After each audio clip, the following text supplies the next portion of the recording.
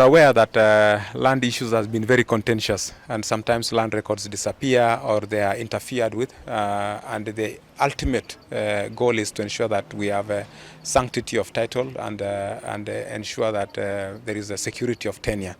And to ensure that is that the digitization is the only way that can ensure that all these records are kept safely, and there is trace in case of any interference. It can be traced and it can be rectified, and we can be able to tell who exactly interfered with the records.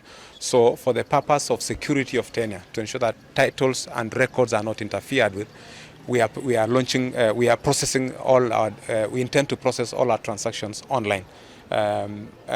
This process is a process that started in Nairobi. As we speak, we have finalized the process of digitization in Nairobi. That's why we are now moving out to Murang'a and Isiolo and Marsabit shortly. We also, a team is going to Mombasa, Lamu, Kilifi and Tana River in next month to ensure that we also initiate the process of digitization there.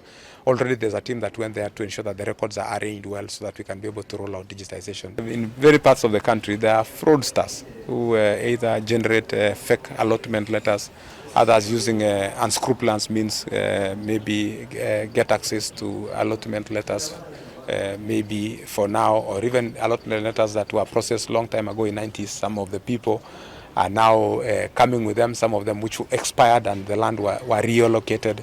So first, from the internal point of view, as a ministry, we have taken firm disciplinary action against any officer who is found to be culpable or who is processing fraudulent documentation. We are also warning members of the public, the so-called brokers and the cartels.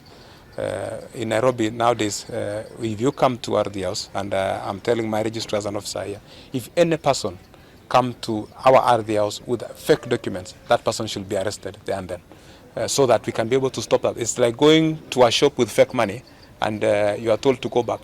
Anyone who comes with fake documentation to RD House shall be arrested there and then, because now we are working very closely with the police, we are working very closely with the DCI and the EACC to ensure that the culprits are brought to book. And I'm happy with the progress so far. We had set a team here for 21 days to come and scan arrange the documents, then scan them and ensure that we are ready to roll out Ardhi in Isiolo. There was also another team that was dispatched. They went to Murang'a. I was in Murang'a yesterday to assess the situation there, and I'm happy to report that we are progressing well. In Isiolo, we anticipated to scan 7,000 records, but having come here, because the Isiolo and Marsabit documents are together, we have actually organized and arranged 16,000 parcels, documents, and we are now in the process of scanning them. We have opened new files. There were files that had not been opened, and with the green cards. So we have a total of 16,000 parcels that we are working on.